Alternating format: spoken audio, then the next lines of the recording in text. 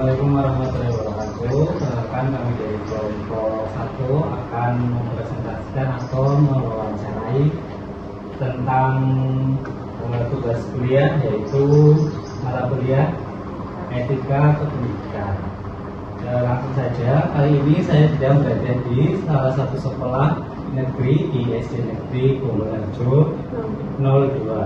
Kali ini saya beserta teman-teman saya, silakan saya kirim. Saya Rantri Wulandari, saya Nancy Kristiani, saya Okta Putri Hambang.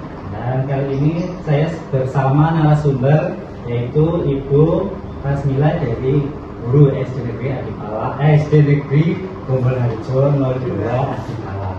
Oke, silakan Ibu boleh memperkenalkan atau portofolionya, memperkenalkan nama, tempat lahir dan. Oke, selamat siang. Assalamualaikum warahmatullahi wabarakatuh. Perkenalkan, nama saya Rasmila SD. Saya dari SD Negeri Gombolharjo 02. Saya mengajar di SD Negeri Gombolharjo 02 kelas 6. Di tahun ajaran 2025-2026 saya dipercaya lagi untuk kelas 6. Sebelumnya untuk Ibu Rasmila sudah berapa tahun untuk mulai mengajar di SD? Mulai dari awal pertama dari 2008 sampai sekarang, berarti berapa? Puluhan tahun ya? Ya, betul. Berarti udah lama sekali. Pokoknya dari Wiyata Bakti sampai sekarang sudah P3K di sini. Dan ini Bu Rasmila adalah salah satu guru yang sudah PPG atau bersertifikasi ya Bu ya? Betul. Nah, programnya adalah PPG dan baik Bu, langsung saja ada beberapa pertanyaan yang akan kami sampaikan terkait tentang program PPG yang telah Ibu jalani. Untuk yang pertama yaitu motivasi Ibu Mila untuk mengikuti program PPG ini apa sih Bu? Ya, motivasinya yang pertama untuk meningkatkan kompetensi profesional. Karena mengikuti PPG Darjat memungkinkan guru untuk memperdalam pemahaman, pedagogik, penguasaan materi, serta kemampuan dalam merancang pembelajaran secara efektif dan inovatif. Terus motivasi saya yang kedua, memenuhi persyaratan sertifikasi guru karena ini adalah syarat penting untuk pengakuan sebagai guru profesional dan dapat berdampak langsung pada karir dan kesejahteraan. Ada lagi motivasi yang ketiga, yaitu mendukung jenjang karir dan tunjangan profesi.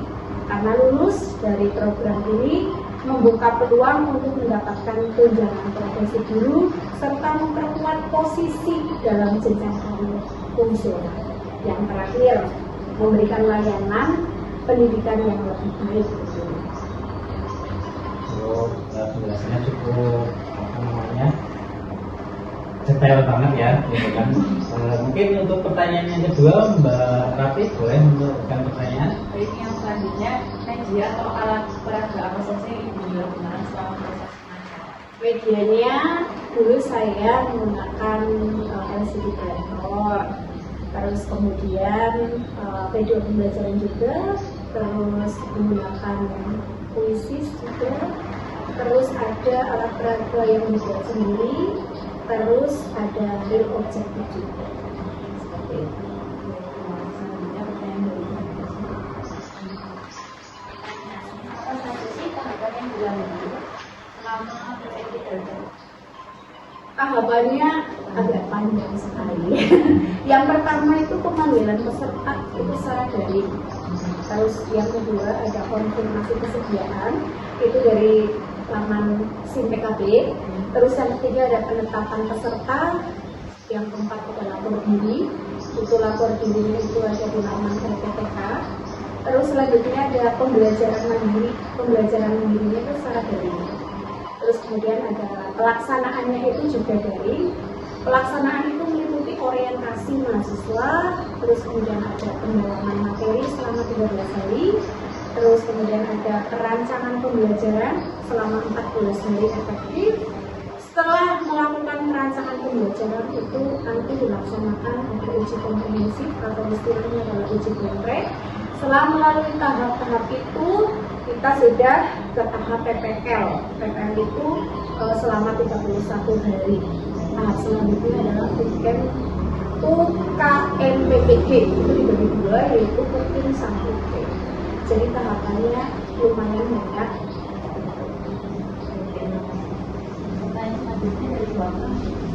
Pertanyaan selanjutnya yaitu apa perubahan yang paling signifikan yang Bunda rasakan setelah mengikuti PPG? Seringkali membawa perubahan besar dalam cara guru mengajar, berpikir, dan berinteraksi dengan siswa. Perubahan signifikan yang saya rasakan setelah menyelesaikan PPG, yang pertama adalah peningkatan keterampilan pedagogis, karena guru menjadi lebih terampil dalam merancang pembelajaran yang aktif, menyenangkan, dan berpusat pada siswa. Terus yang kedua ada refleksi dan kesadaran profesional, karena banyak peserta merasa lebih peka terhadap kebutuhan individu siswa dan mulai merefleksikan praktik mengajarnya secara utuh. Terus kemudian ada pemanfaatan teknologi dalam pembelajaran, peningkatan rasa percaya diri, terus kemudian ada perubahan sikap terhadap pembelajaran sekolah. Oke, baik Ibu. Selanjutnya pertanyaan dari saya, untuk lokasi kemarin Ibu melaksanakan PPG itu berada di mana Ibu? Di LPTK PDRI Madiun. Itu universitas negeri atau swasta? Swasta. Selanjutnya berada di Selanjutnya bagaimana Bunda mengelola waktunya saat ibadah PPG dan ibadah di sekolah? Karena pada saat itu kan full daring ya, jadi 1 bulan pertama itu full daring, mulai dari jam 7 kita mulai, terus jam 2 itu selesai, terus mengerjakan tugas, dan tugasnya itu juga harus dikumpulkan paling lambat jam 7 malam.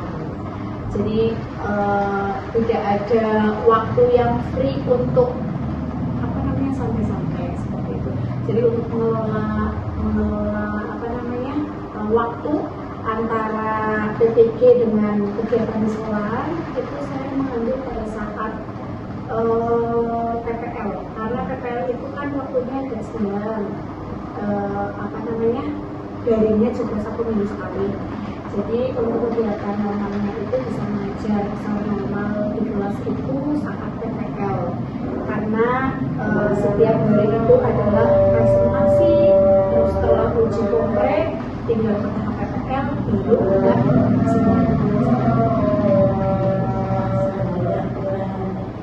Tahun berapa sih? tahun 2021.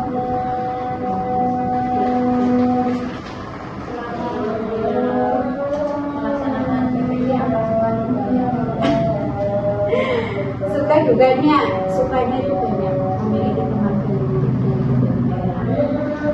dukanya yaitu pada misalnya koneksi sinyal net itu misalnya mengerjakan tugas kok tiba-tiba mati lampu, atau mungkin sinyalnya lemot padahal kan ditutup harus mengerjakan tugas selesai jam 7 malam. Nah itu yang menjadi tapi pengalaman yang saya dapatkan itu banyak sekali, yang tadinya tidak bisa membuat pembelajaran tidak bisa, terus kemudian untuk rancangan pembelajaran tentang RPP yang tadinya copy paste ya, nah sekarang jadi mengerti cara atau langkah-langkah membuat RPP seperti apa, karena setiap harinya di kegiatan belajar itu, di perancangan pembelajaran itu selama 2 minggu itu full kupas tuntas tentang RPP, tentang KG, indikator, dan sebagainya. Jadi untuk nanti menuju ke tahap selanjutnya uji kompreh kita punya dasar untuk menjawab pertanyaan-pertanyaan tentang perancangan pembelajaran, dan kita juga bisa mengaplikasikannya di kelas pembelajarannya menjadi program variatif. Baik, yang selanjutnya adalah momen yang paling berkesan selama PPG. Ada, karena saat itu kan pas saat orientasi, saat itu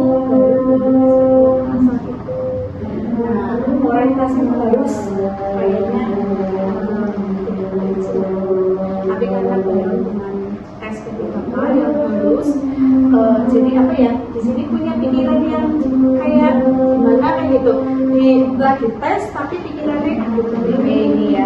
Jadi apa namanya, untung ada salah satu teman itu yang baik sekali, ini tugasnya loh seperti ini, kemudian jadi memberitahu, padahal saya tidak kenal itu dari mana.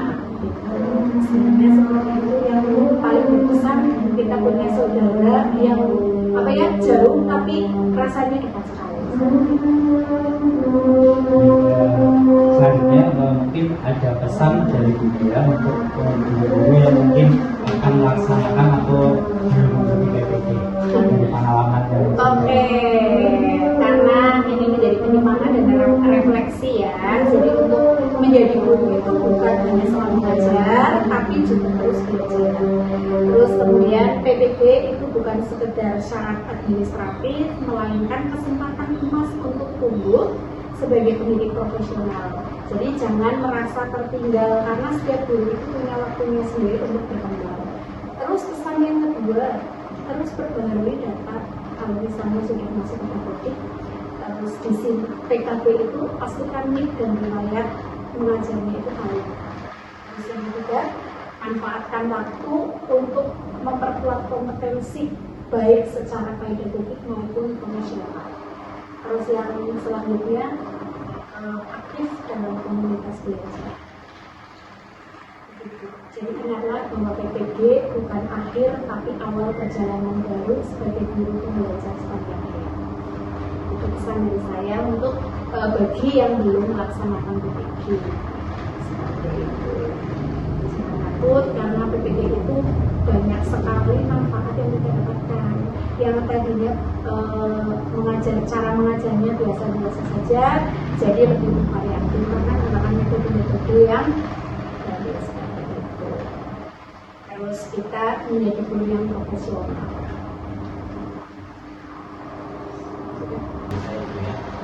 Untuk kemarin dalam proses PPG ini apakah dilakukan secara daring atau luring? Full dari Full daring. Jadi semua pembelajaran kayak itu melalui Zoom atau mungkin Iya, Zoom meeting. Terus untuk prosesnya tadi berarti selama 30 hari ya proses hari ini untuk pembelajarannya. pembelajaran itu bermula maksudnya Dalam setelah apa namanya kan biasanya ada yang tadi pembuatan bikin dan lain sebagainya itu dipraktek dalam 30 hari atau enggak bertahap. Kalau mungkin sih nggak lama sih, hanya 2 hari, kita diberi waktu 2 hari, tapi sebelumnya kan sudah dipersiapkan kayak gitu.